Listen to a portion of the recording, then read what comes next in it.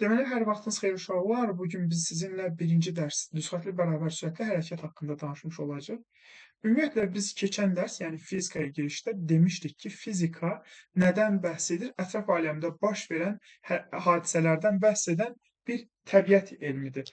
Fizika nədən bəhs edir? Ətrafımızdakı baş verən hadisələrdən bəhs edir. Hadisə dedikdə nə başa düşürük? Məsələn, olduğumuz otaqda hal-hazırda hər halda bir lampa var.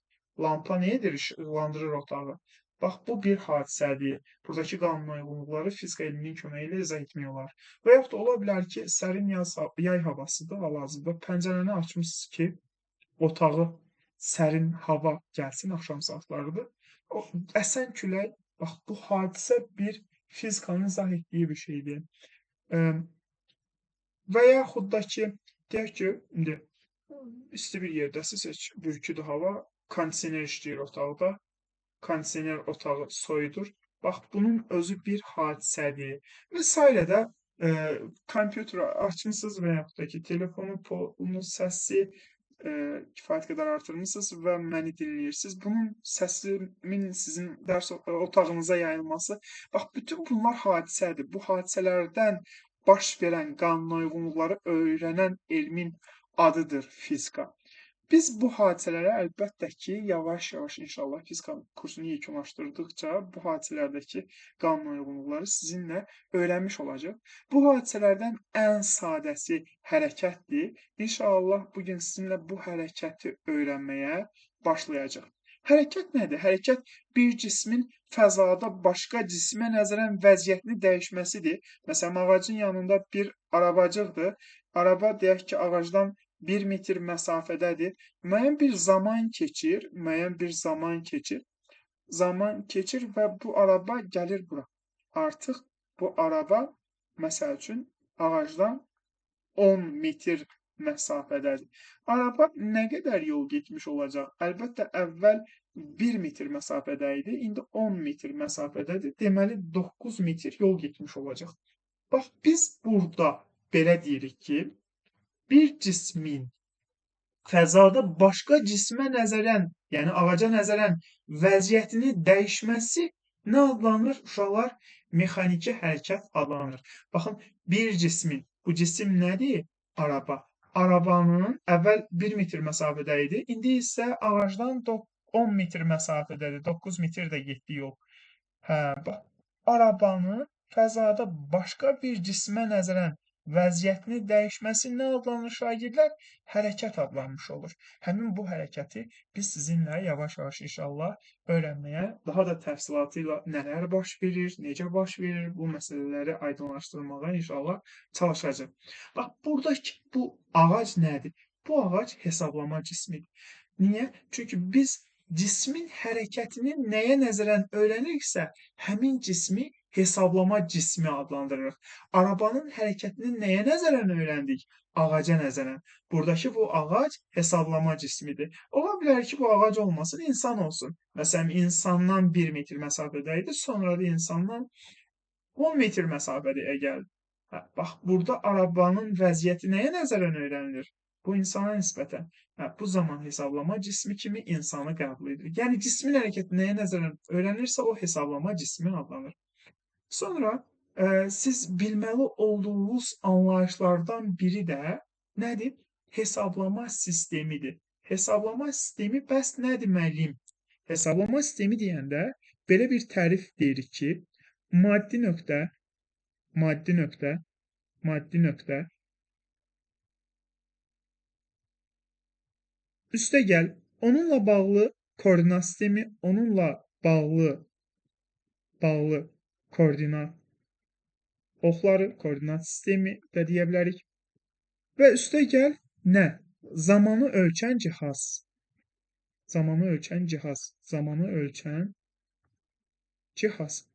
Bax, bu üçü birlikdə hesablama sistemini əmələ gətirir. Söhbət nədən gedir? Biz nəyi tədqiq edirdik? Yəni, nəyi araşdırmağa başladıq? Dedik ki, fizikada hadisələri öyrəndik. Bu hadisələrdən ən sadəsi, ən bəsti, ən elementarı, ən başlanğıcda duranı hərəkətdir. Və biz hərəkəti öyrənməyə başlayırıq da, elə deyil. Məsələn, siz adətən hərəkəti riyaziyyatdan keçmisiniz də, nələr ilə təyin edirsiniz? X və yaxud da Y oxu ilə təyin edirsinizsə, bir dənə X oxu çəkirik. Məsələn, bu insanın olduğu nöqtənin 0 nöqtəsi götürək. Siz bilirsiniz ki, ədəd oxunun sol tərəfi nədir? Mənfidir, sağ tərəfi müsbət. Deyək ki, bu 1-ci metrdir, bu da 10-cu metrdir. Bu cismin nə idi uşaqlar? Başlanğıc koordinatı idi. Yəni x0. Yəni gəlmişkən başlanğıc koordinatı x0 ilə ifadə edirik. Son koordinatı da biz x ilə ifadə edəcəyik. Başlanğıc koordinatı 1 idi. Son koordinatı 10-dur. 1-dən 10-a gəldi. 9 metr yol getdi. Yol SRP ilə işarə olunmuş uşaqlar. Bu zaman müəyyən bir məsafə qət etmiş oldu. İndi uşaqlar, biz bu insanın hərəkətini nəyə nəzərən xarakterizə etdik? Koordinat oxlarına görə xarakterizə etdik həm də. Daha doğrusu üzrlü sayın, insanın hərəkəti yox, arabanın hərəkəti. Bu arabanın hərəkətini nəyə nəzərən xarakterizə etdik? Koordinat oxuna nəzərən. Həm də burada bu arabanın o hərəkətdə olduğu müddəti təyin etmək üçün nədən istifadə edərik? Saniyə ölçən. Saniyə ölçəndən istifadə edərik. Saniyə ölçən vasitəsilə zamanı təyin edərik. Baxın, bu saniyə ölçən, koordinat oxu və hərəkətdə olan cisim. Bu üçü birlikdə hesablama sistemini nə etdi? Təşkil etmiş oldu. Yenə deyirəm, baxın, bura hesablama cismini də qata bilərik ki, müəllim, bəli, qata bilərik. Bunlar üçü birlikdə nə adlanmış olacaq?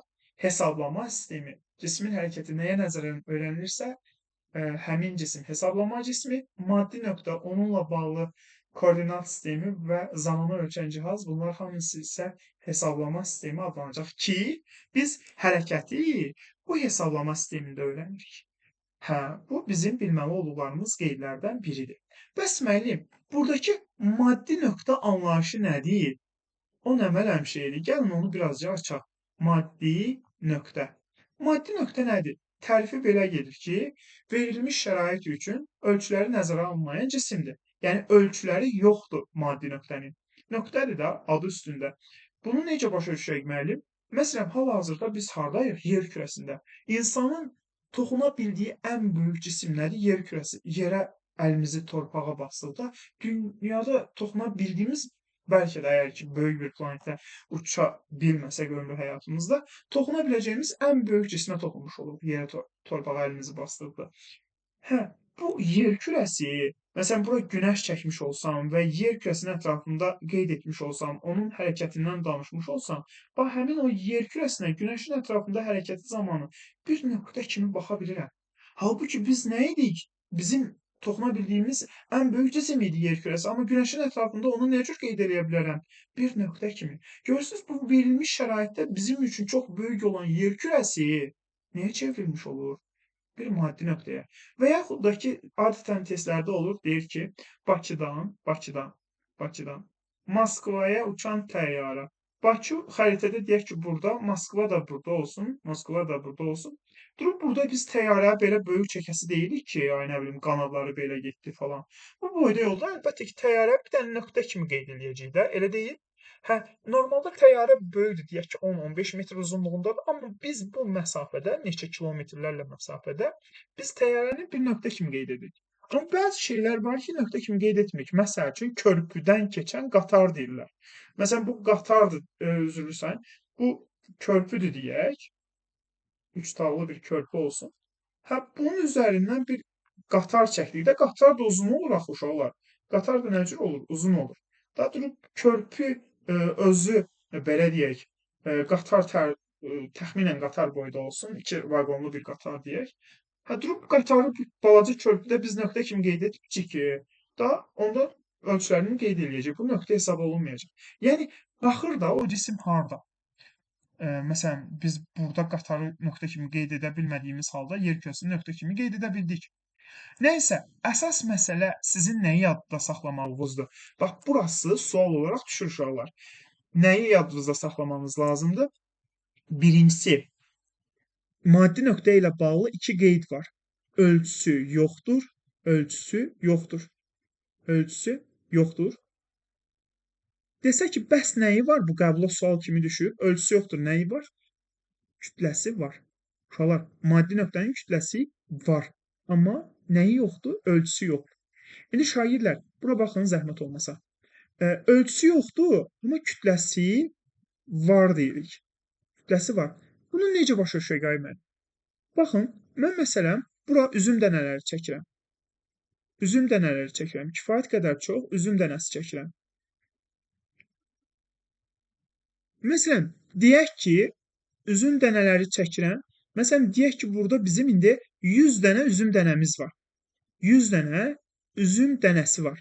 100 dənə üzüm dənəsi var. Belə. Salxımı çəkək, yaşıl üzümdür. Hələ yetişməyib. Hə, bu üzümün bir dənəsi 1 qram olsa, 1 qram olsa və 100 dənə üzüm dənəsi olsa, burada neçə qram üzüm olacaq? 100 qram üzüm olacaq. Elə deyil? Məsəl üçün deyirəm, bir dənəsi 1 qram olsa, 100 dənəsi neçə qram olacaq? 100. Mən məsələn buradan bir dənə götürdüm. Siz görmədiyiniz halda. Bir dənə götürdüm. Siz qayıtıb təkrar bu üzümə baxanda, baxıb belə deyə bilərsiniz bir dənəsi yoxdur. Yox, gərək ya sayasınız, ya da nə edəsiniz? Oturub kütləsini çəkəsiniz, baxasınız ki, 99 qramdır. Onda ağlınıza bu gələcək ki, hə 99 qramdırsa, deməli biri əksik. Çünki hər biri 1 qram idi, 100 qramımız var idi. 99 qramdırsa, biri əksik. Yəni sən belə baxıb bilmirsən ki, bir üzüm dənəsi yoxdur. Amma ölçəndə görürsən ki, bir üzüm dənəsi yoxdur. Deməli, yəni kütləsini ölçəndə. Ölçüsünə görə bir qərar vermədik. Nəyinə görə qərar verdik? Kütləsinə görə. Ona görə ölçüsü yoxdur deyirsən, amma kütləsi maddi nöqtənin nədir deyirsən? Var. Bax buna çox diqqətli olun bu məqamda. Maddi nöqtənin nəyi yoxdur? Ölçüsü yoxdur. Bəs nəyi var desələr, deyəcəksiniz ki, əlbəttə ki, kütləsi var deyəcəksiniz. Bu bizim yadımızda saxlamalı olduğumuz məqamlardan biridir. Sonra biz hərəkətdən danışmağa başlayırıq. Hərəkət zamanı müəyyən elementar anlayışlar var. Ümumiyyətlə yeni bir anlayış tanış olanda biz onu xarakterizə edən xüsusiyyətləri öyrənməliyik. Yeni bir insanla tanış olanda necə ki, nəyini öyrənirik? Adını öyrənirik, harda qaldığını və yaxud da ki, dostlaşırıqsa nəyi xoşlayıb, nəyi xoşlamadığını və sairəsini öyrənirik də, elə deyil? Hə, onun xüsusiyyətlərini öyrənirik. Eyni şəkildə biz əgər hərəkəti öyrəniriksə, hərəkətin də xüsusiyyətləri var. O xüsusiyyətləri yavaş-yavaş nə etməmiz lazımdır? Öyrənməyimiz lazımdır. Məsələn, cisim A nöqtəsində idi, burası da B nöqtəsi olsun. A nöqtəsindən hərəkət eləyib gəlsin uşaqlar. A nöqtəsindən hərəkət edib gəlsin B nöqtəsinə. Bu cismin A nöqtəsindən B nöqtəsinə gələn zaman cızdığı bu xətt adlanır trayektoriya. Və trayektoriyanın da uzunluğu uşaqlar gedilən yola bərabərdir. Trayektoriyanın uzunluğu nəyə bərabərdir? Yola. Və yolda şagirdlər S ilə işarə olunur. Bəzən görəcəksiniz ki, L ilə işarə etmişik məsafəni, lengthdir ona görə. Bəzən D ilə distans məsafədir, ona görə D ilə işarə edəcəyik. Koordinat oxumda və s. X-la hündürlük olanda deməli H-la və s. ilə işarə edəcəyik. Yəni bunlardan da istifadə edəcəyik məsafə üçün. Amma əsasən yolu, məsafəni S və yaxud da L hərfi ilə işarə edəcəyik. Deməli, cisim A nöqtəsindən çıxdı, bu hərəkət zamanı cızdığı xətt nədir desələr, deyəcəksiniz ki, hərəkət zamanı cızılan bu xətt nədir şagirdlər? Trayektoriya. Trayektoriyanın uzunluğu nəyə bərabərdir? Bəs trayektoriyanın uzunluğu isə nəyə bərabərdir? Yola bərabərdir və bu yol hansı hərflə işarə olunur uşaqlar? S hərfi ilə işarə olunmuş olur. Bu yol, gedilən yol hansı hərflə işarə olunur? S hərfi ilə. Mən danışıram, siz danışdıqca, məsəl üçün, xüsusilə də düsturlarda şagirdlər, bunları nə edə bilərsiniz? Print screen eləyə bilərsiniz ekran görüntüsünü, əgər yazmağa vaxt çatdırmırsınızsa. Mən sonradan oturacağım dərsdən sonra. Mən bunu səliqəli bir şəkildə, indi gəlişi gözəl yazıram, birazcık orfoqrafik səhvlər də ola bilər sözlərdə. İndi nəzərə alın ki, mən fizika müəllimiyəm, Azərbaycan dili yox. Dərsdən sonra oturub rahat bir şəkildə, gözəl bir şəkildə, ülgürü olmadan deyək də, orada dildə demiş olsaq. Mən bunları yazacağım və sizə inşallah səhərə kimi bu PDF olaraq atacağım yazdıqlarımı. Yəni də siz hər ehtimala print screen də etsəz, yaxşı olar. Hərəkət zamanı cızılan bu xətt, səsim gəlir uşaqlar, bir problem yoxdur inşallah. Problem olanda zəhmət olmasa, çünki mən kənddəyəm. Problem olanda deyin, yenə də set gedə bilər, internet gedə bilər və s. Deməli, belə. İndi uşaqlar, diqqət dinləyin bu hissəsini. Bu yer dəyişmə anlayışı da var. Cismin başlanğıc və son nöqtəsini birləşdirən istiqamətlənmiş bu xətt yerdəyişmə adlanır. Yerdəyişmə üstü vektorla işarə olunur. Çünki biz axı demişdik giriş dərsində kəmiyyətlər iki cür olur. Skalyar kəmiyyətlər, bir də vektorial kəmiyyətlər. Nə idi bu skalyar kəmiyyətlər? İstiqaməti olmayan kəmiyyətlərə skalyar, istiqaməti olanlara isə vektorial deyirdik. Hər iki kəmiyyətin ədədi qiyməti var idi. Həm skalyarların, həm də vektorialların. Amma kəmiyyətin ki, ədədi qiyməti ilə yanaşı istiqaməti də varsa, o kəmiyyət vektorial olur. Və vektorial kəmiyyətin üzərində S üstü vektor kimi göstəririk. Bax, yer dəyişməni S üstü vektor kimi göstəririk. Çünki yer dəyişmənin tərifində də istiqamət sözü var. Əgər istiqamət sözünü qeyd etməsəniz, o cavab səhv salınacaq. Nə deyirik? Deyirik ki, başlanğıcla sonu birləşdirən istiqamətlənmiş xəttə yerdəyişmə deyirlər. Bu nə adlanacaq? Yerdəyişmə adlanacaq. Şagirdlər, bəs niyə yolun istiqaməti yoxdur, ay müəllim? Yerdəyişmənin istiqaməti var. Yerdəyişmə bildik də başlanğıc və sonu birləşdirən xətt. Bəs yolun niyə yoxdur? Məsələn, bu deyək ki, sizin ev olsun, bu da getdiyiniz məktəb olsun. Bax, məktəbə gedəndə bu qırmızı trayektoriya boyunca getmisiniz. Bunları silim, çaşdırmasın sizi. Məsələn, evdən məktəbə gedəndə yolunuzun istiqaməti nədir desəm, nə deyəcəksiniz? Burada belə getmişəm ay müəllim, burada belə getmişəm, burada belə getmişəm, burada belə getmişəm. Mən necə sənə istiqamətliyim? Axı nöqtədən nöqtəyə istiqamətim dəyişib axı. Yəni yolunuza bir istiqamət verə bilmirsiniz də, elə deyil. Ona görə yol nə cür kəmiyyət olur? Skalyar. Çünki yolunuzun konkret bir istiqaməti yoxdur. Amma yer dəyişməyə istiqamət verə bilirsiniz də. Başlanğıc və sonu birləşdirən istiqamətlənmiş düz xətt. Bax, bu nə adlanmış olur? Yer dəyişmə adlanmış olur və yer dəyişmə ona görə istiqamətini verə bildiyinizə görə S üstü vektorla nə olunur? İfadə edilir. Uşaqlar, yol və yer dəyişmə arasında münasibətlər var. Bilməli olduğunuz qeydlər var. Nədir onlar müəllim? Məsələn, əgər cisim düz xəttli hərəkət edirsə, düz xəttli bərabər sürətli hərəkət edirsə, düz xəttli hərəkət zamanı, məsələn, cismin həm getdiyi yol, həm də yer dəyişməsi bir-birinə bərabər olmuş olur. Düz xəttli baş verən hərəkətdə gedilən yol və yer dəyişmə nə olacaq? Bir-birinə bərabər olmuş olacaq. Amma əyri xəttli hərəkət zamanı isə, əgər əyri xətt boyunca baş verirsə bu hərəkət, əyri xəttli hərəkətdə şagirdlər, məsəl üçün, gəldi belə zıqzaq deyək, bu qırmızı gedilən yoldur, bu qara ilə gəlin işarə edim, yer dəyişmədir. Siz görürsünüz ki, əyri xəttli hərəkətdə yol böyükdür, nədən? Yer dəyişmədən. Həmişə əyri xəttli hərəkətdə, gəlin əyri xəttli sözünü də yazaq bura.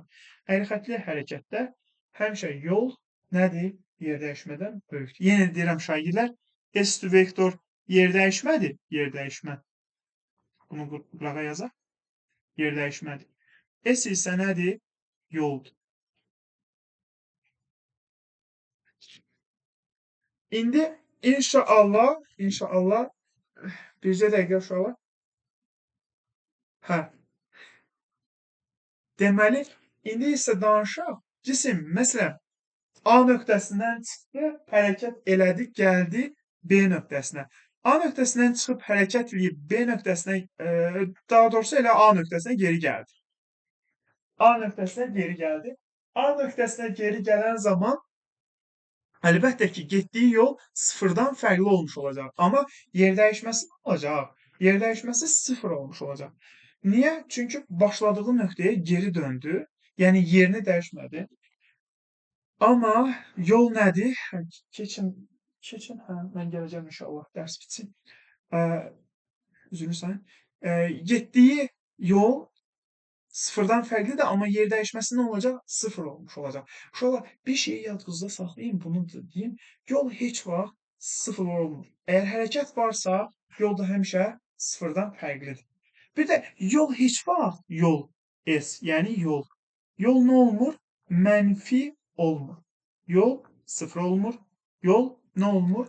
mənfi olmur. Hətta inşallah indi 11-ci siniflər bu dediyimi daha aydın başa düşəcək. Məsələn, S-in T-dən asılı qrafiki, yəni yolun zamandan asılı qrafikini çəkin deyəndə siz bilirsiniz ki, T-dən aşağısı nədir? Burası sıfırdır, burası mənfi, burası müsbətdir. Sən burada çəkə bilməzsən qrafiki yolu üçün. Belə çəkə bilməzsən yolu üçün.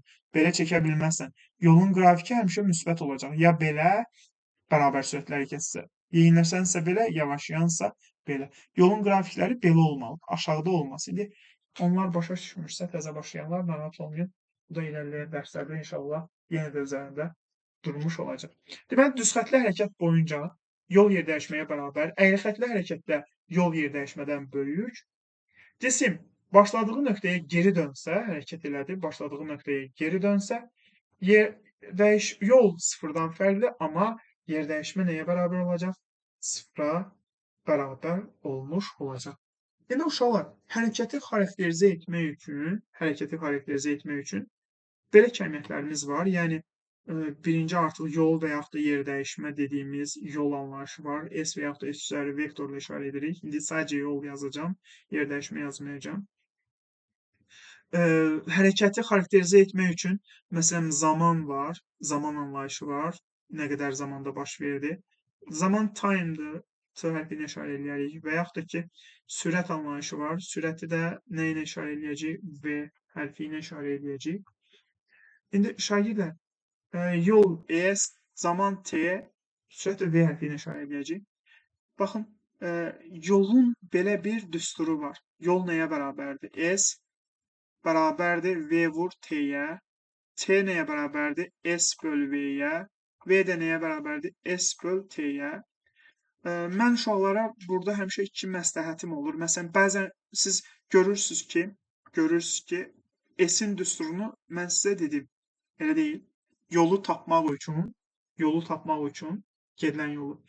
Yolun gedilməsinə sərf olunan zaman ilə o yolu getdiyiniz zaman malik olduğunuz sürəti hasilini bir-birinə vurmanız lazımdır. Yeri gəlmişkən bunu deyim, əslində başlanğıcda dedim, yəni bir daha geri dönmək istəyirəm. Biz bugün sadəcə bərabər sürətli hərəkətdən danışacaq, dəyişən sürətli hərəkətdən danışmayacaq. Hərəkət boyunca sürət dəyişə də bilər, bərabər də qala bilər. Bir şeyin fizikada bərabər qaldığını qeyd etmək üçün const ifadəsindən istifadə edirlər. Yəni burada sən əgər m const deyirsənsə, m yəni kütlədir, kütlə sabit qalıb deyirik. Və yaxud da ki, deyək ki, burada temperatur T ilə işarə olunur. Temperatur sabit qalıb deyirsənsə, T const yazırsan və s. İndi sən burada, biz burada bugün bərabər sürətli hərəkətdən danışırıq. Bərabər sürətli hərəkət. Bu zaman nə etməmiz lazımdır? V const yazmamız lazımdır. Və bərabər sürətli hərəkətdə gedilən yolun düsturu nəyə bərabərdir? V vur T-yə bərabərdir. Mən adətən uşaqlara belə təklif edirəm ki, bəzən şagird buradan müəllim, yaxşı, mən T-ni nə cür tapacam deyir. T-ni nə cür tapacağını bilmir, V-ni nə cür tapacağını bilmir. Məsələn, belə bir təklif edirəm, iki təklif eləyəcəm. Məsələn, S deyək ki, 6-dır, V 2 olsun, T də neçə olmalıdır? 3. 3 vur 2, 6-dır. İndi mən səndən şagird, 2-ni tap desəm, nə deyəcəksən? 2 də 6 böl 3-ə bərabər deyəcəksən də, elə deyil. Sadə bəsit riyazi əməliyyat. 2 nəyə bərabərdir desəm buradan? 2 6 böl 3-ə bərabər deyəcəksən. Məsələn, 2 V-ni yerinə yazmışıq da, diqqətlə baxın. V nəyə bərabərdir desəm, nə deyəcəksən? V. Bax, 2-ni V-ni yerinə yaz. S böl T-yə bərabər deyəcəksən. Və yaxud da ki, 3 T-ni yerindədir də. Yəni, T nəyə bərabərdir deyəcəksən. Bax, 3 nəyə bərabərdir uşaqlar? 3. 3 nəyə bərabərdir? 6 böl 2-yə bərabərdir. Elə deyil, 6 böl 2-yə. Buradan T nəyə bərabər olacaq onda? 6 deyirik də. S böl nəyə? 2 yerinə də ki, nə yazmışıq? 1. Yəni, belə də baxa bilərsiniz. Bu aydın da inşallah. Sadə bir riyazi əməliyyat. Belə də baxa bilərsiniz. Məsələn, mən bu ikinci üsulla öyrənmişdim. Sizin vaxtında mən də belə sadə də olsa bunlarda çətinlik çəkirdim. Normal bir şeydir. Yavaş-yavaş qaydasına düşəcək inşallah bunlar. Mən bu qayda ilə öyrənmişdim. Bir müəllimim izah etmişdi. Allah ondan razı olsun. Onu sizə çatdıracağam inşallah. Deməli, bir üçbucağı yadında saxla demişdi mənə. Üçbucağın kənarlarına böl işarəsi atırdıq. Məsələn, 3 böl 2-ni belə də göstərə bilərsiniz. Belə də göstərə bilərsiniz də bu böl işarəsi. Kənarlarına böl atırdıq. Bu 2 böl gəlirdi burada, bura çevrilirdi. Mentalitetinizdə belə bir şey var da, böyük olan başa keçirəmişəm. S böyük hərfdir, T ilə V kiçik hərfdir. Gəlin bu S-i başa ataq, V ilə T-ni də ataq bura. İndi şagirdlər, bura baxın. Biz burada, məsələn, sizdən S-i soruşsaq, S nəyə bərabər desək, nə deyəcəksiniz? V vur T-yə. S nəyə bərabərdir? V vur T-yə. Və yaxud da durub desəm ki, şagird V nəyə bərabərdir? Deyəcəksən ki, S böl nəyə? S böl T-yə. Bax, və yaxud da ki, desəm ki, şagird T nəyə bərabərdir? Nə deyəcəksən? T də S böl V-yə bərabərdir. Yəni, gəlin yazaq onları da. S V vur T'yə bərabərdir. T S böl V-yə bərabərdir. V də S bölünsün nəyə? T'yə bərabərdir deyəcəksiniz. Ümid edirəm ki, bu üçbucaq qaydası da yadınızdadır. Bu bir çox düstura şamil eləyə bilərsə, inşallah keçdikcə xatırladacağam. F bərabərdir. MA-nı da belə yaza bilərsiniz. Məsələn, qüvvəni bir çoxunuz bilirsiniz inşallah. F MA-ya bərabərdir. M nəyə bərabərdir? F böl A-ya. A nəyə bərabərdir? F böl M. Yadda saxlamaq üçün. Əlbəttə, bunu hər dəfə üçbucaq çəkməyəcəksiniz. Beyninizdə bir üçbucaq yadınızda saxlayın. S başdaydı. V ilə T aşağıdaydı. Burası vur, buraları da, yanları da böl idi. S V vur T idi. T S böl V idi. V isə S böl belə. Bu şəkildə yadda saxlamaq olar. Ümid edirəm ki, bunlar sizə aydındır. Yenə deyirəm, zəhmət olmasa aydın olmayan məqam olanda, problemli olan məqam olanda mənə qeyd edin. Xüsusilə də o 4 nəfər ki, qrup yaratmışam, 5 nəfər. Onlara yazacağım inşallah dərsdən sonra fikirlərini almaq üçün. Problemlər olanda, qaranlıq qalan məqamlar olanda, dərs aydın olmayanda, nə probleminiz olsa, mənə mütləq bildirin, mənim məlumatım olsun ki, ona görə tədbir görün. Uşaqlar, yolun vahidi metrdir. Ümumiyyətlə, beynəlxalq sistem anlayışı deyilən bir şey var. Beynəlxalq sistemdə 7 dənə əsas, 2 dənə köməkçi və çoxlu sayda da törəmə vahid var. Bax, 7 dənə əsas vahid var, 2 dənə köməkçi vahid var, köməkçi vahidləri çevrədə keçəcək. İndi o vaxtda danışmaq istəmirəm. Çoxlu sayda da əlavə. Bunlara biz deyəcək törəmə vahid var. Nə deməkdir ay müəllim? Baxın, zamanın vahidi saniyədir. Bu 7 əsas vahiddən biridir. Yolun da vahidi metrdir. O da 7 əsas vahiddən biridir. Artıq biz 7 vahiddən ikisini keçdik. Sürətin vahidinə gəldikdə diqqət eləyin. Yolun yerinə metr qoyarıq şagirdlər. Zamanın yerinə nə qoyarıq? Saniyə. Nə aldıq? Sürət üçün vahid metr böl saniyə. Demək ki, sürətin vahidi nə imiş? Metr böl saniyə. Bax, bunlar metr və saniyədən yarandı. Yəni törədi. Törəmə vahidi adlanır. Bu şəkildə sonsuz sayda törəmə vahiddən danışa bilərik əlbəttə ki, nə qədər kəmiyyət varsa. Sonludurmu, sonsuzdumu? Orası sual altı. 7 əsas, 2 dənə köməkçi vahid var. Çoxlu sayda da törəmə vahid var. Yenə deyirəm, biz bu iki əsas vahid haqqında danışdıq. Yolun vahidi məsələn kilometrdə ola bilər, santimetrdə ola bilər, desimetrdə ola bilər və s. çox şey ola bilər. Zamanın vahidi də saat, il, ay, gün ola bilər. Yəni bunlar verildikdə metrə çevirmək lazımdır. Məsəl üçün saat verildikdə, dəqiqə verildikdə nəyə çevirmək lazımdır? Saniyəyə çevirmək lazımdır. Kilometr böl saat da qeyd oluna bilər. Onda metr böl saniyəyə çevirmək lazımdır. Yəni bu çevirmələri etmək lazımdır. Ümid edirəm ki, məsələn, 1 dəqiqənin 60 saniyə olduğunu, 1 saatın da 60 dəqiqə olduğunu bilirsiniz. Və yaxud da 1 kilometrin 1000 metr olduğunu və s. bunları bilirsiniz, ümid edirəm. Bilmirsinizsə problem yoxdur, heç bir qorxusu yoxdur. İnşallah bunların cədvəlini mən çalışacağam elə bugün və yaxud uzaqbaşı səhərə kimi gec saatlarda da qrupa ata bilərəm uşaqlar. Əlbəttə bilirsiniz, vaxt məsələsidir. Bizim də o qədər boş vaxtımız yoxdur. İmkan olduqda axşam vaxtlarda daha çox işləyirik. Gec vaxtlarda da olsa bunları mən cədvəl şəklində sizin onlayn qrupunuza inşallah atacağam. Əsas məsələ nədir bəs burada ay mənim? Baxın, çevirmələrdir. O kilometri metrə, saatı saniyə falan onu çevirmək rahat olacaq. Amma kilometr böl saatı metr böl saniyə çevirməkdə çətinlik çəkə bilərsiniz. Onu izah edeyim. Gəlin onlardan danışaq. Məsələn, 72 kilometr böl saatı sizdən istəyə bilər metr böl saniyə çevirin. Sizdən istənilən metr böl saniyə olar. Bəs müəllim bu zaman nə edəcək? Əmsalla işiniz yoxdur. 72-nin olduğu kimi yazırsınız. Saatı saniyəyə, kilometri də metrə çevirirsiniz. Necə müəllim? 1 kilometr neçə metrdir? 1000 metrdir. Yenə deyirəm, əmsalla nə etmirsiniz, işiniz yoxdur. 72-dir, 7-dir, 2-dir, 3-dür, 5-dir, nədir? O olduğu kimi yazırsınız. Sonra baxırsınız ki, burada nə istənilir? Metr böl saniyə. Burada nə verilib? Kilometr böl saat. Kilometri metrə çevirəndə bax, 1 kilometrimiz neçə metrdir? 1000 metr. Saatı da saniyəyə çevirəndə 1 saatımız neçə saniyədir? 3600. Sonra da ixtisarlarımızı aparın. Məsələn, bu iki sıfırla bu iki sıfırı ixtisar apararıq. 36 ilə 72 elə ixtisar gedəcək şagirdlər. 36-da 1, burada da 2. 2 vuracaq ona, olacaq nə? 20 metr böl saniyə. Müəllim, başqa bir şey, məsələn, deyək ki, 72 kilometr böl saat yox. Məsələn, santimetr böl dəqiqə olsaydı müəllim, nə edəcəkdik? Fərqi yoxdur şagirdlər. Baxın, əməliyyat, riyazi əməliyyat eynidir. Adətən müəllimlər deyir, filan şeyə vur, filan şeyə böl. Mən onu o şəkildə demirəm. Nöşən, çünki indi çaşdıra bilərsiniz, əmsalı yadda saxlamaq problem ola bilər. Əsas yolunu öyrənin.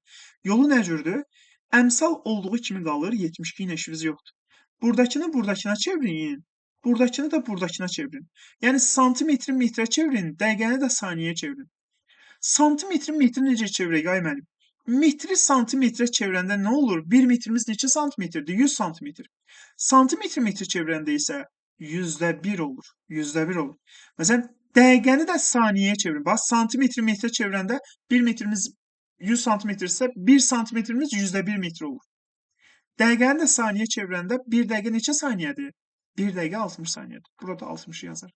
72-ni %1-ə vurub nə edərsiniz? 60-a bölərsiniz. İndi riyazi hissəsini getməyəcəm. Belə yaza bilərsiniz. 72 vurulsun %1. Böl 60-ı da tərsinə vurarsınız da. Vur 1-də 60 belə. İxtisarlarınızı aparıb yazarsınız. İndi mən bölünməyən rəqəmlər yazdım. Ona görə ixtisar olunmayan belə əndirəbazi cavab aldım. Ümid edirəm aydındır sizə. Yenə deyirəm, məsəl üçün burada santimetr yox, deyək ki, metr böl dəqiqə olsun. Heç bir təfavütü yoxdur. Metri metrə çevirəndə nə olur? 1 metrimiz elə 1 metr. Dəqiqəni də ki, saniyə çevirəndə 60. Yəni 72-ni 1-ə vurub nəyə bölməniz lazımdır? 60-a bölməniz lazımdır. Bu da bizim bilməli olduğumuz nələr idi? Çevirmələr idi. Bu da bizim bilməli olduğumuz çevirmələr idi. Biz yenə deyirəm uşaqlar, hələ ki düz xətli bərabər sürətli hərəkət haqqında danışırıq. Düz xətli bərabər sürətli hərəkətin xarakteristikasını veririk inşallah sizə. İndi isə nədən danışaq? Sizinlə koordinat tənliyi haqqında danışaq. Koordinat tənliyi deyəndə nə başa düşülür? Koordinat tənliyində nə mənəm şeylər var? Onlar haqqında inşallah danışacağıq. Gəlin baxaq. Sonra da qrafiklərin təhlilinə keçərik. Koordinat tənliyi. Koordinat tənliyini bir də inşallah dəyişən sürətli hərəkətdə keçəcəyik. İndi bərabər sürətli hərəkəti üçün koordinat tənliyini verək. V bərabərdir const olan halı üçün. Məsələn, koordinat oxu çəkirik, ədəd oxu çəkirik. X oxu çəkirik. Burası 0'dır. Məsəl üçün.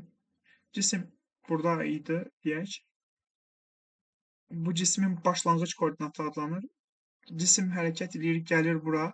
Bu cismin sonuncu koordinatı adlanır. Yenə deyirəm, hərəkətə başladığı nöqtə x0. Nə adlanacaq? Başlanğıc koordinat. Başlanğıc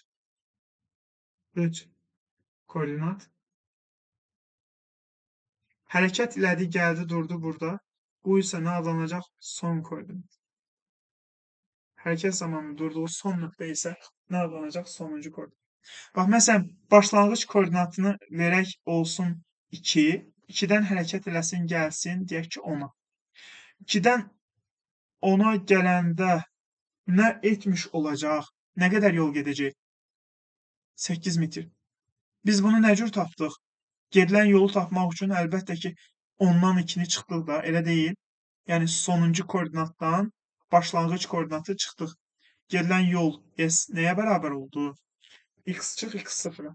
İndi şagirdlər bizə burada nə lazım idi? Koordinat. Yəni başlıq olaraq nə yazdım? Koordinat. Koordinat dediyimiz nədir? Yəni x sonuncu koordinat. Bizə hərəkət ediriksə, mexanikanın əsas məsələsi nə olması lazımdır? Hərəkət edən cisim hərəkət edib hara gəldi? Yəni sonuncu məqam haradır? Yəni sonuncu koordinatı haradır? Onu tapmaq lazımdır da. Yəni buradan nəyi tapmamız lazımdır? X-i. Son harda durdu? Hərəkəti niyə öyrənirik? Bir cismin son olaraq hansı nöqtədə olduğunu öyrənmək üçün öyrənirik də hərəkəti. Yəni uzun sözü x-i buradan tapmalıyıq. X-i tapmaq üçün siz riyaziyyatdan bilirsiniz də, məsələn, x-i tapmaq üçün x olduğu kimi saxlayaram yerində. Bu x0-ı əks işarə ilə sola s-in yanına keçə bilərəmmi? x0 nədir? Mənfidir. Əks işarə ilə sola keçirsən, nə olacaq? Müsbət. x0 üstəgəl s olar. X də burada nəyə bərabər şagirdlər? x0 üstəgəl s-i də daha doğrusu nə cür açarıq? Az öncə dedik, s nəyə bərabərdir? Gedilən yol bərabər sürətli hərəkəti üçün v vur t-yə. S-in yerinə də nə yazarıq şagirdlər? V vur t. Ha, bu s-in yerinə nə yazdıq? vt. Demək, bu bizim nəyimiz imiş? Koordinat tənliyimiz imiş. Məsələn, hardasa şagirdlər, indi diqqətlə baxın, zəhmət olmasa, x bərabərdir 4 üstəgəl 2t veriləndə siz artıq bilirsiniz ki, tək olan, yəni x0. Məsələn, bir dənə diqqətlə baxaq. Tək olan x0'dır, yəni 4. T'nin qabağındakı nədir? V. V'miz də nədir? 2'dir. V'miz də nədir? 2'dir. Məsələn, burada ona qayıdaraq V mənfi də ola bilər, onda çıx 2t də ola bilər, onda V'miz nə olacaq? Uşaqlar mənfi 2 olacaq. Yəni sürətin mənfi olması nə deməkdir? Ona da gələcəm. İnşallah birazdan danışacağım onu. Burada yenə deyirəm, aydın olmayan bir şey var uşaqlar. Xüsusilə də o 4 nəfər o qrupa təzə əlavə etdiyim Günel, Türkan, Nərmin, Ayan. Aydındır bu dediklərim. Əgər qaranlıq qalan, problemli olan, aydın olmayan nəsə varsa, yenə də deyə bilərsiniz inşallah. Problemli olan, qaranlıq qalan bir şey var mı uşaqlar? Yəni bu 4 nəfərin adını çəkdim, yenə də başqa uşaqlar varsa adını çəkməliyim. Sual olaraq verə bilərsiniz. Mən danışa gedirəm. Bilmirəm nə dərəcədə başa düşmədiniz. Mən sual cavab eləyəndə özüm başa düşəcəm ki, gələn dərsi inşallah dərsə başlamamışdan öncə sual cavab eləyəcəm, sonra başlayacağım. Onda siz görəcəksiniz. Mən biləcəm ki, daha doğrusu həqiqətən də başa düşmüsünüz ya yox. Amma yenə də uşaqlar problem olduqca deyə bilərsiniz. Belə, ümid edirəm bunlar aydındır sizə. Problem olan bir şey yoxdur. Harda qaldıq? Burada sonuncu sürətin mənfi olması məsələsindən danışmaq istəyirdim. Elə gəlin, qrafik tənlikləri də danışaq. Daha doğrusu qrafikləri də danışaq. Burada bərabər sürətli hərəkəti üçün qrafikləri də danışaq və konst olan hərəkəti üçün qrafikləri də danışaq və yekunlaşdırıb testlərə keçək. Qrafiklər. Aha, deməli, qrafiklər deyəndə nədən söhbət aparacaq? Qrafiklər deyəndə və konst olan hərəkəti üçün qrafiklər deyəndə nədən söhbət aparacaq? Qrafiklər. Məsələn, sürətin sabit qaldığını göstərmək üçün gəlin sürət zaman qrafikini çəkək. Sürətin zamandan asılı qrafikində sürətin sabit qaldığını bax belə göstəririk. Və yaxud da belə göstəririk. Niyə belə yox, belə yox? Çünki bu siz bilirsiniz, burası 0, deyək ki, burası 2-dir. Bu nəyi göstərir? 2-dən artıb 3-ə 4-ə gedib. Bu nəyi göstərir? 2-dən azalıb, deyək ki, 1-ə 0-a gedib. Axı biz artan azalan sürətdən danışmırıq, bərabər qalan sürətdən danışırıq. Ona görə qrafiki nə cür çəkməliyik? Sabit belə. Və yaxud da burada çəkəndə. Müəllim, bəs bu birinci qrafiklə ikinci grafikin fərqi nədir? Uşaqlar, birinci qrafiklə ikinci grafikin fərqi oldu ki, birinci qrafikdə cisim, şagirdlər, x oxu istiqamətində gedir. Birinci qrafikdə cisim x oxunun istiqamətində gedir. Onda qrafik belə göstərilir. X oxu belədir, cismin sürətinin istiqaməti belədir. İkinci qrafiki də o zaman çəkirik ki, cisim x oxunun nəyinə getsin? Əksinə getsin. Cisim x oxunun əksinə gedəndə, baxın, x oxu sağadır, sürətin istiqaməti soladır. Bu zaman qrafikdə biz nə cür çəkirik? Bax, t oxundan aşağıda, sıfırdan aşağıda çəkirik. Yenə deyirəm, baxın, bir daha deyirəm. Sürətin nədən asılı qrafikidir? Zamandan. Bu birinci o zaman çəkirik ki, birinci qrafiki o zaman çəkirik ki, cisim x oxu istiqamətində getsin. İkincini o zaman çəkirik ki, cisim x oxu görürsünüz burada sağadır, amma cisim x oxunun əksinə gedir. Yəni t-dən aşağıda olanda siz deyirsiniz ki, cisim x oxunun əksinə gedib, əksi istiqamətdə gedib. T-dən yuxarıda olanda isə deyirsiniz ki, x oxu istiqamətində gedib. X oxu istiqamətində gedib. Bir də yadınızda saxlamaq lazımdır. Məsələn, mən bayaqları tənlik yazdım. X bərabərdir 2 üstü gəlinsin 4t və yaxud da x bərabərdir 2 çıxılsın 4t. Siz artıq bilirsiniz ki, koordinat tənliyi belə idi də. X bərabərdir 2 üstə gəlinsin v. Üzr istəyirəm, belə yazaq. X bərabərdir x0 üstə gəl vt. Yəni, buradakı x0 tək olanlar başlanğıc koordinatdır. T-nin qabağındakı v-dir. Hə, burada v 4-dür, burada mənfi 4-dür. Hə, sən v-nin mənfi görəndə, bilirsən ki, cisim x oxunun əksinə gedib. Bilmən lazımdır ki, v-ni müsbət görəndə cisim hansı istiqamətdə gedib? X oxunun istiqamətində gedib deyəcəksən. Yenə deyirəm, v müsbət olanda cisim hansı istiqamətdə getmiş olacaq? X oxu istiqamətində. V mənfi olanda isə cisim hansı istiqamətdə getmiş olacaq? X oxunun əksinə getmiş olacaq. Bax, bu da yadınızda saxlamalı olduğumuz məqamdır. Bu da bizim sürətin zamandan asılı qrafikimizdir, uşaqlar. İndi danışaq nədən? Yol zaman qrafiklərindən, uşaqlar. Sonra keçək testlərə. Yol zaman qrafiki. Baxın, bərabər sürətli hərəkətdə yolun zamandan asılı qrafiki bircə dənə budur. Belə göstərə bilməzsiniz şagirdlər. Niyə? Bayaqları nə dedim? Yol mənfi olmur. Siz bilirsiniz ki, burası sıfırdır. Yuxarı hissə müsbətdir, aşağı hissə mənfidir. Bayaq nə dedik? Yol mənfi olmur. Bəs müəllim, aşağı çəkilən nə olar? Yerdəyişmə zaman qrafiki. Yerdəyişmə zaman qrafiki. Yolun zamanası qrafiki desə ancaq müsbətdə çəkirik. Yerdəyişmə zaman qrafikində isə aşağıda da nə edə bilərik? Çəkə bilərik. Bunu da yadınızdan saxlamayın. Saxlayın. Hə, deməli, zaman keçdikcə gedilən yol artır da. Məsəl üçün, deyək ki, bir saniyə bura gəlmişiksə, ikinci saniyədə getdiyimiz yol artır, üçüncü saniyədə getdiyimiz yol get-gedə artır. Bax, belə yol zaman qrafikdə bu şəkildə təyin olunmuş olacaq. Sonra uşaqlar, bir dənə qeydi də izah edeyim, sonuncu qeyd olsun. Sonuncu bir qeyd izah edeyim, sonra keçim testlərə inşallah. Sürətin zamandan asılı qrafiki veriləndə, əslində qrafik nə olur olsun heç fərqi yoxdur, amma hələ ki biz bərabər sürətli hərəkəti deyirik. Bərabər sürətli hərəkətdə. Sürətin zamandan asılı qrafiki veriləndə, məsələn, burada olsun ki, sürət olsun uşaqlar 3, zaman da olsun, deyək ki, 2. Gedilən yol nəyə bərabərdir? Məsələni nə cür yazırıq? Bax, birinci veriləni yazmaq lazımdır. Nə verilib? Sürət 3 verilib. Zaman nə verilib? T-dəki 2 verilib. Sonra baxmaq lazımdır ki, burada əsas vaidlər nə verilib? Metr böl saniyədə, hə, onda dəyişmirik. Burada da saniyə yazılıb, hə, onda dəyişmirik. Yəni, sən burada uşaqlar, baxın, dəqiqə yazılsa, T-ni 2 dəqiqə yazıb, saniyəyə çevirmən lazımdır. 120 saniyə yazman lazımdır. Yəni, buralarda verilənlərə diqqət eləmək lazımdır. Ola bilər ki, kilometr böl saniyə olsun. Onda çevirmək lazımdır. Minə vurub, 1-ə bölməklə, çünki saniyə çevirməyəcəksən. Yəni, burada verilənə diqqət etmək lazımdır ki, nə verilib. Məsələn, indi sadəlik olsun, indi buralara qarışdırmayaq. Bunlar testdə qabağınıza çıxdıqca danışacağım. Metr böl saniyə olsun. Çevirməyə ehtiyac yoxdur. Məsələn, sizin üçün sürət verilib 3, zaman verilib 2. Nəyi soruşur? Deyir ki, gidilən yolu tap. Verilənləri yazandan sonra sən nəyi tapman lazımdır? Gedilən yolu. Sən görürsən ki, nə cür hərəkətdir? Bərabər sürətli hərəkət.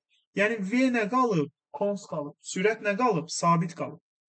Bərabər sürətli hərəkətdə yolun düsturu nədir? S bərabərdir VT. Yerinə qoyursan V-nin 3, T-nin yerinə də 2 qoyursan 3 vur 2 6 edir. Gedilən yol 6-dır. Bu belə tapılır gedilən yol. Mənim əsas sizə başa salmaq istədiyim nədir, şagirdlər?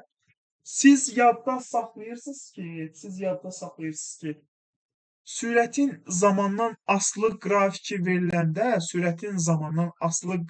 veriləndə, baxın, həm də elə qrafikin altdakı fiqurun sayəsini tapmış oluruqmu? 3-ü 2-yə vurmaqla biz bu düzbucaqlı alınır da, elə deyil.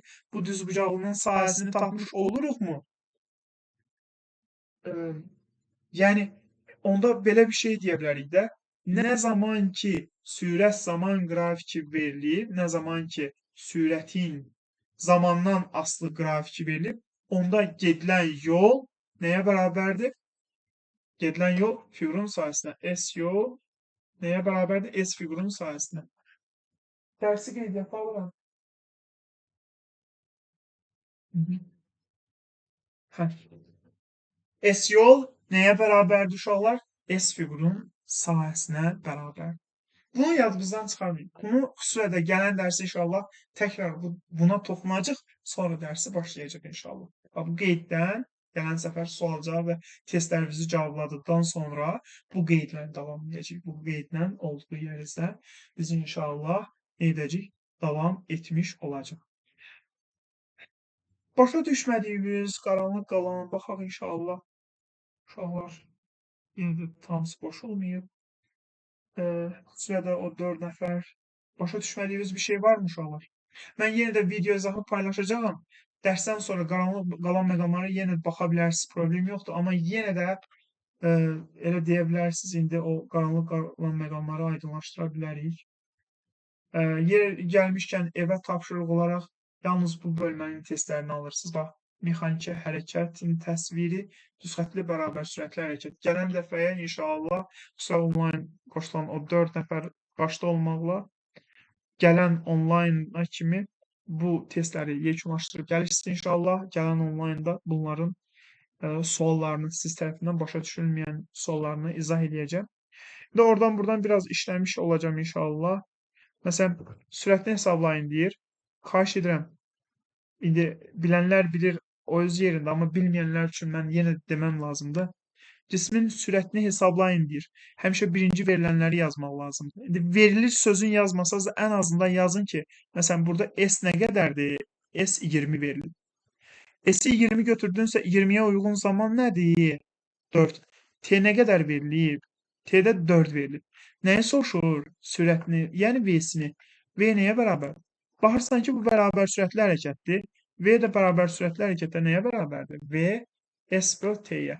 Hə, indi şagirdlər, bundan sonra S20 T-nin yerinə də 4-ü qoyursunuz. 20-yə 4-yə bölüb 5 alırsınız. Deyirsiniz ki, cavab 5 metr böl saniyə. Xahiş edirəm, əyani gələnlər xüsusilə də. Durub, hə, bu bilirdim də müəllim. V nəyə bərabər S böl T. Baxdım şifayı yazdım 20 böl 4. Belə bir şey eləyib gəlməyin. Həllərin yazın, verilənləri yazın. Çünki əl yaddaşı, göz yaddaşı deyilən bir şey var. Yalnız beyninizə yazmayın. Necə ki, telefon tam olaraq işləmədikdə, kifayət etmədikdə yaddaşı bizə nəyə qoşuruq? Kartı, nəyə qoşuruq? Flash kartı, CD diskini falan filan qoşduğumuz kimi siz də yazmalısınız ki, insan beyni bəzən xatırlamadıqda əli sürətli yazır, əl vərdişi deyilən bir şey var. Ona görə düsturları əlinizə vərdiş edin yazmağa. Bəzən də ki, gözünüzün qabağına gəlir. Niyə? Çünki çox düstur yazırsan, filan şeydə, filan kitabın, filan küncündə belə bir düstur var idi. Ona görə də xahiş edirəm. Bildiyiniz də olsa, bilmədiyiniz də olsa, əsas bir qayəniz olmalıdır ki, 1A, 2B, 3C yazıb gəlməyəsiniz. Həllərini yazasınız. Bu sadə bir test idi.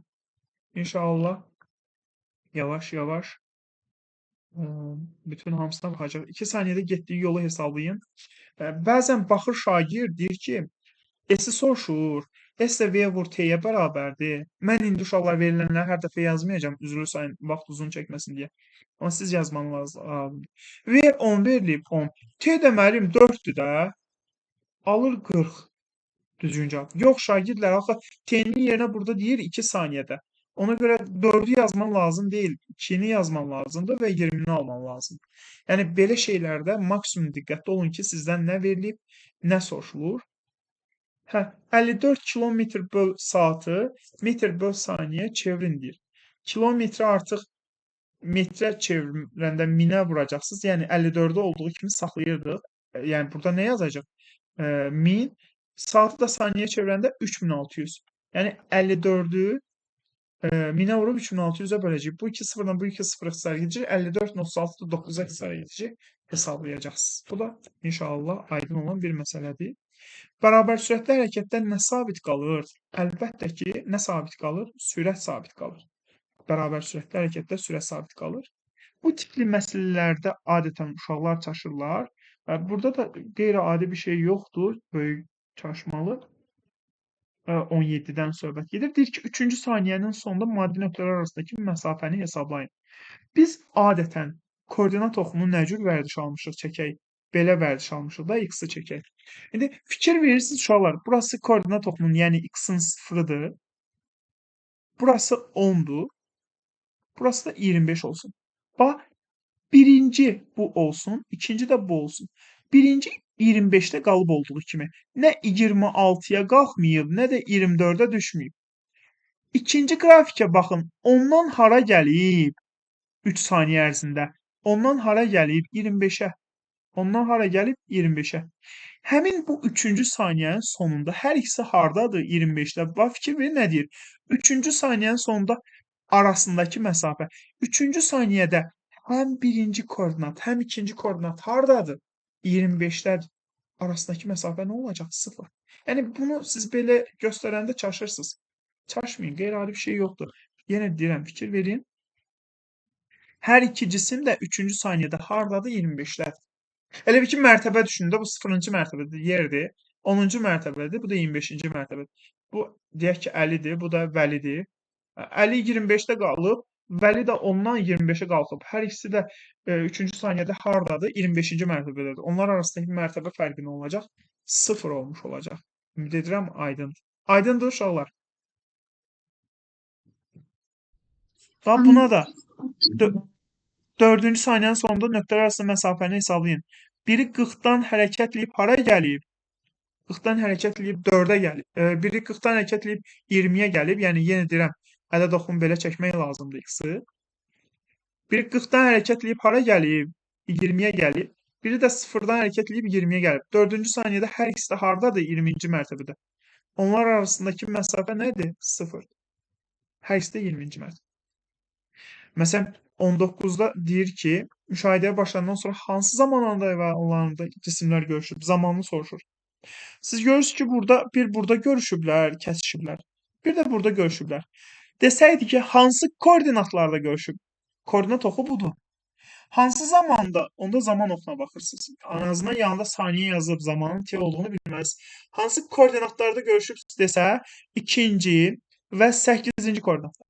Hansı zaman anlarında görüşüb desə, fikir verirsiniz, 2-yə uyğun zaman nədir? 1. Birinci saniyədə görüşüblər. Bir də 8-ə uyğun zaman nədir? 4. Bir də 4-cü. 1 və 4-cü saniyədə nə ediblər? Görüşüblər deyəcəksiniz. Aydındır da inşallah. Belə.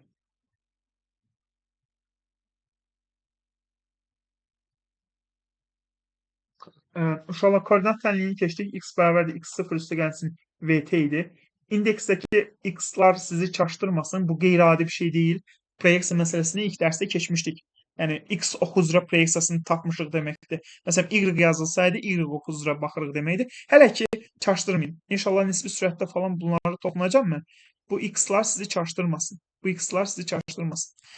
Və t kvadrat belə bir şeylərdə çaşdırmasın. Burada düzgün cavab əlbəttə budur. Hələ ki ona baxmayın. Proyeksiyaya görə x yazılıb. 31-ci testə baxaq. Yenə deyirəm, gələn səfər 0-dan başlayıb bütün dərsdən sonra bütün testlərin izahları ilə bağlı videonu da atacağam. Amma xahiş edirəm, bütün testlərin izahlarına baxmayın.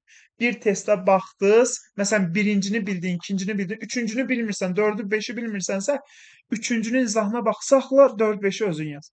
6-nın izahına baxsaqla 7-8-i özün yaz. Videonu, bütün testlərin izahını atacağım, amma bu o demək deyil ki, videonu qoyub qabağınıza bütün videonu izləməlisiniz. Onu izləmək mənə xeyir qazandırır. Mənim kanalının səviyyəsi artır, baxış sayı artır. Amma sizi çox geri qoyur. Niyə? Çünki öz beyninizi işlətmirsiniz. Sadəcə durub təsdiq edirsiniz. Bu həlli budur, bu həlli budur. Xahiş edirəm, video atılanda tam baxmayın o videoya. Tam baxdığınız video ancaq dərs izahı olsun. Sadəcə birinin həllinə baxdınız, ikincini keçin, özünüz həll edin. Üçüncü həllinə baxdınız, dördüncünü özünüz. Yəni tiplərin izahına baxın. O da ki, çaşdırıda. Çalışın ki, özünüz daha çözməyə çalışasınız onu. Sonuncu bunu izah edək. V1-in V2-yə nisbəti soruşulur buradan. V1 böl V2. Bayaq dedik də, V nəyə bərabərdir? S böl T-yə. V1-in yerinə nə yazacaq? S1 bölünsün T1. V2-nin yerinə nə yazacaq? S2 bölünsün T2 yazacaqsınız. S1 böl T1 olduğu kimi saxlayıb, bunu nə edəcəksiniz? Kəsri-kəsrə böləndə nə edirdiniz şagirdlər? Surəti olduğu kimi saxlayırdıq, məxrəc tərs çevrilirdi. T2 böl nə yazacaqsınız? S2. İndi əsas məsələ, bundan əvvəl nə etməli idik? Mən nəyi səhv elədim? Səhvim nədədir? Kim deyə bilər? Səhvim nədədir? Deyən olsa, aylığı keçəcəm bu ay üçün. Səhvimi kim desə, həqiqətən aylığı keçəcəm. Baxın, deyən olacaq. Şəxsidə də yaza bilərsiniz, açıb da deyə bilərsiniz. Mən nə səhv elədim? Orada əvvəl V1-i tapmalı deyilmi? S1 olsun, T1 olsun, T1 olsun. Həsl olmalı. V1 böl V2 deyil. V1'in yerine yazmışam S1 böl T1, V2'nin yerine de S2 böl T2'də. Burada tərs nə var ki? Sonra S1 böl T1 olduğu kimi saxlayıb T2 böl S2 yazmışam. Yəni burada isə Hesaplamayı da bir bölü bir hesaplamalı. Cevap orada 2.5 değil bence. heç birimiz Cevap 2.5 değil orada. Yo, tutmadı Evet. səhvi. Neyse özüm deyim. Tapa bilən deyilsin. Özüm. Birinci həmişə nə etmək lazımdır? Verilənləri yazmaq lazımdır. Səhvim odur. Verilənləri yazmayın. Çalışma əliyim. Baxın uşaqlar. Birinci verilənləri yazmaq lazımdır. Ona görə diqqətli olun. Bax, gül kimi şansı qaçırdınız. İlk dərsdə aylığı bədavaya gətirəcəydiniz, amma gətirənmədiniz. Diqqətli olun. Belə şeylər olur. Siz özünüz də bilirsiniz ki, dediyimi eləyirəm. Yəni verməməliydisə verməyəcəydiniz. Desəydiniz ki, müəllim, hanı bunun verilənləri? Niyə yazmırsınız? Siz də yazmanız lazımdır uşaqlar. Deməli, birinci cismin S1-i nə qədərdir? 50 metr.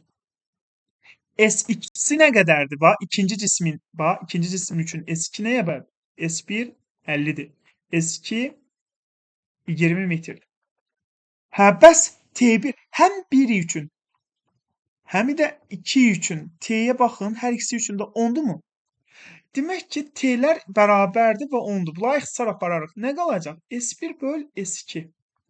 S1'imiz 50'dir, S2'miz də 20'dir. 50'ni 20'yə böləndə neçə alınacaq? Uşaqlar 2,5 alınmış olacaq. Aydındır. Problem yoxdur uşaqlar.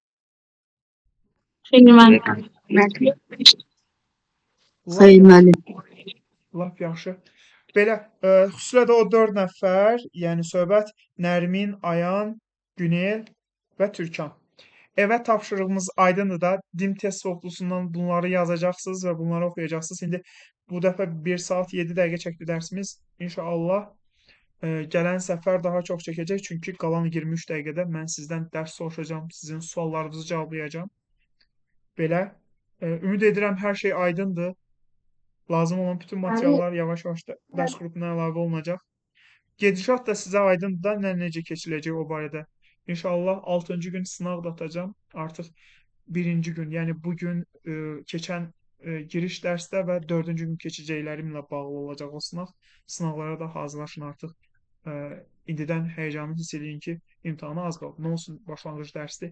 Həyəcanla, həvəslə, əziyyət çəkərək imtahana hazırlaşmaq lazımdır və məqsədlə hazırlaşmaq lazımdır ki, yüksək nəticə göstərmək lazımdır.